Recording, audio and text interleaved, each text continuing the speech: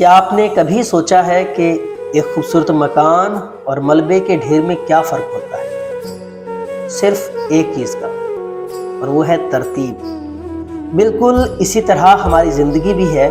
جب ہمارے ذہن میں خیالات کی ترتیب بکھرتی ہے تو ہمارے عمل کی عمارت بھی لڑکھڑانے لگتی ہے۔ ہم کبھی باقاعدگی کے پیچھے بھاگتے ہیں، یعنی ڈسپلن کے پیچھے، اور کبھی ہمیں بے ترتیبی اچھی لگنے لگتی ہے۔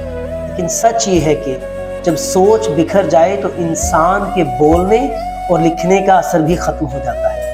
الفاظ تو وہی ہوتے ہیں لیکن ان میں کوئی ربط، کوئی جوڑ نہیں رہتا، بات کا کوئی سرا دوسرے سرے سے نہیں ملتا۔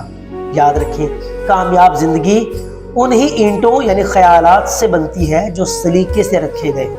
اگر یہ ربط بے ربط ہو جائیں تو وہی اینٹیں جو محل بنا سکتی تھیں صرف راستے کا ڈھیر اور ملبہ ہی ثابت ہوں گی۔ اس لیے عمل ٹھیک کرنے سے پہلے اپنی سوچ کی ترتیب ٹھیک کیجیے، کیونکہ مکان اینٹوں سے نہیں ترتیب سے بنتا ہے۔